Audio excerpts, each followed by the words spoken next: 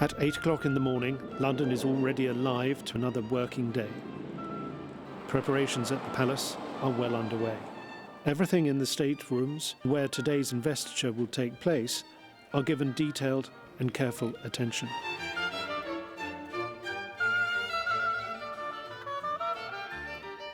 And for the select men and women who are making their way to the capital, it's the culmination of many weeks of preparation. It's the day of their investiture.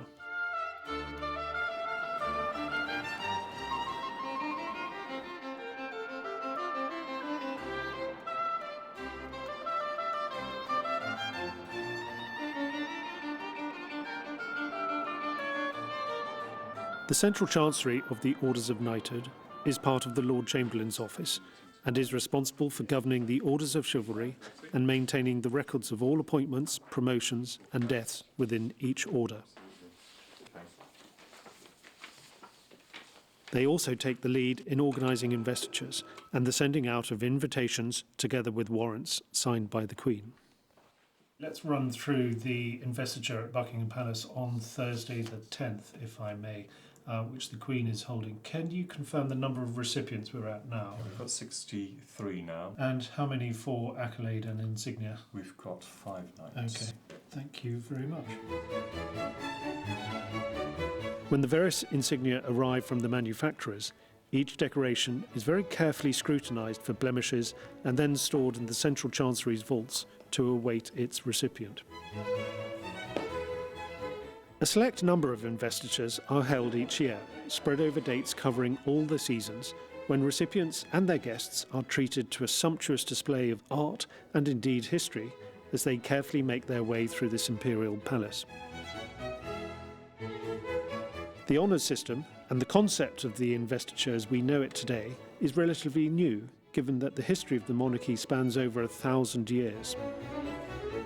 Honours for chivalry have been around for centuries, but it was largely due to the Queen's grandfather, George V, who in 1917 established the Order of the British Empire so that honours could be more widely given to deserving citizens from all walks of life, men and women, for their contributions to the war effort.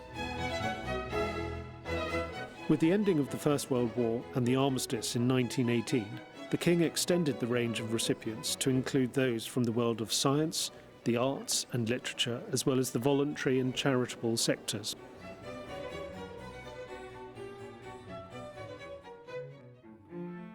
Many countries in the world today have honours and awards of one sort or another, but nowhere is the bestowing of titles and decorations performed in such splendid surroundings and with such grace, style and ceremony.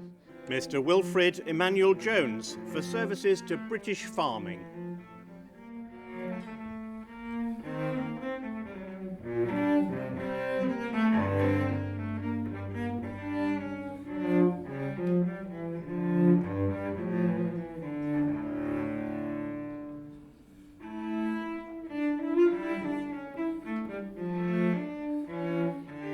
Investitures are traditional, and I'm always absolutely fascinated by the people who come and all the things that they've done.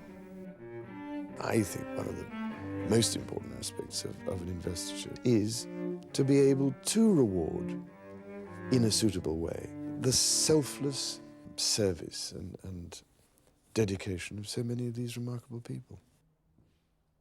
When talking with the recipients at these investitures, I'm reminded of all of the great things that they have done to earn their awards, the long service that they have given throughout their working lives, the considerable achievements they have reached, and the selfless commitments they have made to their communities. Those who have deserved recognition do get reached by the honour system, and I've met many of them in my travels around the UK and elsewhere. I hope the example set by these naturally generous and determined people will not be underestimated, and especially that they will have enjoyed the experience of today.